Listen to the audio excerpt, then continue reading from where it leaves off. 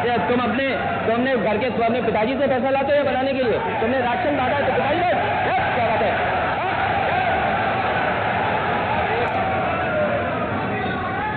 एक घंटे से अधिक माननीय अध्यक्ष जी, नेता सदन खड़े हैं माननीय, आप अनुमति दे चुके हैं, उसके बाद ये शोर शराबा ठीक नहीं है, ये उचित बात नहीं। अध्यक्ष जी, एक घंटे से अधिक पूरा सदन माननीय नेता प्रतिपक्ष को सुनता रहा। बड़ी शालीनता के साथ उन्होंने अपनी बात कही। विपक्ष के नेता का जो दायित्व था, उन्होंने अपने कर्तव्यों का निर्वहन किया। हम लोगों ने सुना। इस सदन में और सरकार के उप मुख्यमंत्री अपनी बात को रख रहे हैं, बीच में रनिंग कमेंट्री का मतलब क्या है? और दूसरा, एक सम्मानित नेता के खिलाफ असभ्य शब्दों का प्रयोग हो, तो शब्द का प्रयोग हो, तो ठीक नहीं है। और मैं बड़ी विनम्रता से कहूंगा नेता प्रतिपक्ष को कि आपको इतना उत्तेजित नहीं होना चाहिए। देखिए, सफाई की बात नहीं कर रहा हूं मैं, सवाल सफाई का नहीं है।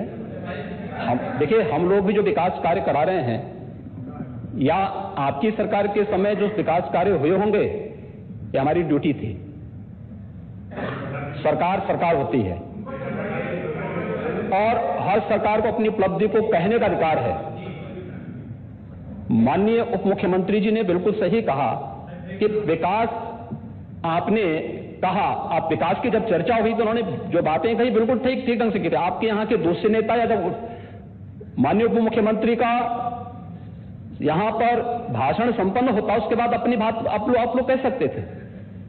लेकिन देखिए, मैं कल भी देख रहा था, कल माननीय वित्त मंत्री जब यहां पे जवाब देने के लिए खड़े हुए, उन पर जिस तरीके की भाषा का प्रयोग उस समय किया गया, आज फिर हम देख रहे हैं। देखिए, लोकतंत्र में हर सदस्य को सदन में अपनी बात रखने का पूरा अधिकार है, और अगर आप कहेंगे तो कैसे इस बात की अपेक्षा रखते हैं कि इस बार से उसका जवाब नहीं मिलेगा? पूरे एक घंटे से अधिक समय तक पूरा सदन और खासतौर पर सत्ता पक्ष से जुड़े हुए सभी मान्य सदस्यों ने आपकी बात को बहुत ध्यान से सुना। देखिए, सहमत होना ना होना अपना विषय है, नहीं, सवाल दूसरा नहीं। देखिए, सवाल, देखिए, सफाई भी इसी प्रदेश का हिस्सा। अध्यक्ष महोदय, सवाल ये नहीं है, मैं सुनने को तैयार हूं। मुखर्जी बोल रहे हैं, सफाई भी इसी प्रदेश का हिस्सा है। नहीं, सफाई, देखिए, भाषा आप उसको बाद में बोल सकते हैं। देखिए, हमारी सहमति असहमति हो सकती है। देखिए, हमारी असहमति असहमति हो सकती है किसी बात पर, हम बाद में इस बात को करेक्शन करा सकते हैं। लेकिन तो मैंने शब्द का प्रयोग नहीं किया जाना चाहिए, और किसी भी असभ्य भाषा का प्रयोग नहीं होना चाहिए। और मैं माननीय अध्यक्ष जी से अनुरोध करूंगा कि अगर इस प्रकार की शब्दावली प्रोसीडिंग का हिस्सा बनी है तो कृपया उसको हटवा दें, क्योंकि ये गलत परंपरा होगी और मैसेज का देश के अंदर खराब जाएगा। हमें हमेशा इस बात को ध्यान में रखना होगा, सदन की मर्यादा का ध्यान हर हाल में बनाए रखना होगा। दूसरा, जब एक सदस्य बोल रहा हो तो सदस्य के बीच, और खासतौर पर उप मुख्यमंत्री बोल रहे हैं, तो बीच में रनिंग कमेंट्री करना, बीच में धमकी देना, ये चीजें ठीक नहीं है। और मुझे लगता है सदन की मर्यादाएं इससे आहत होती हैं, कोई भी इसको नहीं स्वीकार करेगा। और मैं विनम्रता से कहूंगा माननीय नेता प्रतिपक्ष को, उनका सम्मान है, वे सबसे बड़े विपक्षी दल के नेता हैं, और मुझे लगता है कि इस मर्यादा की अपेक्षा केवल सत्ता पक्ष से ही न करें, विपक्ष भी उस मर्यादा का पालन करेगा तो दोनों का सम्मान बना रहेगा, और ये सम्मान दोनों का बना रहे। देखिए, सहमति और सहमति लोकतंत्र की ताकत है, या आवश्यक नहीं, हम ये नहीं कहते हमारी बात से सहमत हूं, या मैं ये भी नहीं कह सकता कि मैं आपकी बात से सहमत हूं। जब मेरी बारी आएगी, मैंने तो पूरे 1 घंटे तक आपकी बात को सुना, मेरी बारी जब मेरे दल की ओर से मेरी बारी लगाई जाएगी, मैं उस दिन अपनी बात को यहां पे रखूंगा। मैंने आपके पूरे भाषण को इसलिए सुना ही नहीं, प्रोसीडिंग मंगाऊंगा, फिर देखूंगा, उसका पूरा जवाब भी दूंगा यहां सदन पे। और मैं उम्मीद करूंगा कि सभी विपक्षी नेतागण उस दिन यहां पर हमारी बात को भी सुनेंगे। लेकिन एक सरकार के वरिष्ठतम नेता में से एक और उप मुख्यमंत्री, जो लगातार दूसरी बार उप मुख्यमंत्री हो रहे हैं, उनके द्वारा अपनी बात को रखा जा रहा हो, मुझे लगता है शालीनता से हमें सुनना चाहिए। अगर हमें अगर हमें लगता है गलत हो रहा, देखिए बहुत सारी चीजें अगर हम भी इस बात को कहते, बहुत सारी चीजें नेता प्रतिपक्ष भी ऐसी थी जो आपत्तिजनक हो सकती थी, हमने सुना भाई, हमें जो स्वीकार करना हो वो स्वीकार करेंगे और उसका जवाब देंगे भी, लेकिन बीच में इस तरीके की उत्तेजना दिखाना उचित नहीं है। देखिए माहौल इससे खराब होता है और अनावश्यक रूप से बाहर में इससे खराब जाता है।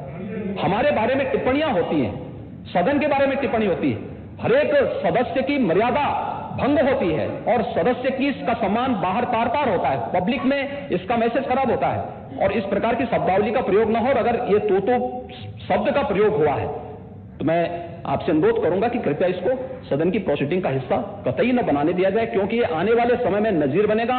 फिर यही होगा जो इससे पहले इस सदन में होता रहा है, उस चीज को हर हाल में रोकना होगा। और मैं आपसे विनम्र अनुरोध करूंगा कि ये रनिंग कमेंट्री, बीच में धमकी देना, ये चीजें बंद होनी चाहिए। अच्छा होगा कि कार्रवाई को दिखवा लूंगा। धन्यवाद।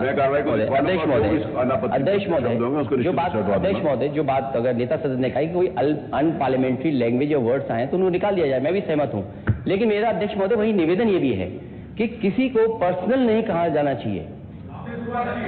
सैफई, आपको बहुत ज्यादा सैफई की जमीन बेच करके हम और आप लोग तो जनता हमें मौका देती है अपना बजट खर्च करने के लिए, आपको हमें मौका देता है। मंत्री जी ने कहा ना कि कोई भी किसी को वो सरकारी पैसे से होता है, वो मेरा यही निवेदन है नेता सदन से, बहुत अच्छी तरीके से इस तरह की बात नहीं आई थी कि जमीन बेच करके कर दिया है।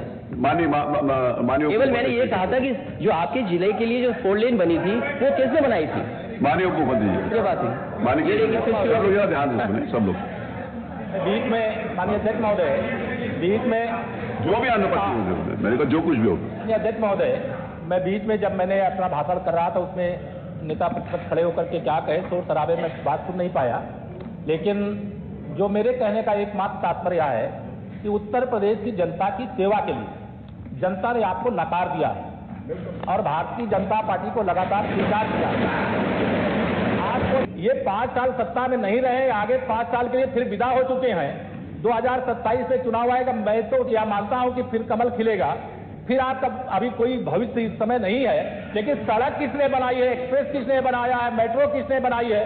जैसे लगता है आपने सैफई की जमीन बेच करके ये सब बनवा दिया है। तुम अपने घर के अपने पिताजी से पैसा लाते हैं बनाने के लिए, तुमने राशन डाला है तो पिताजी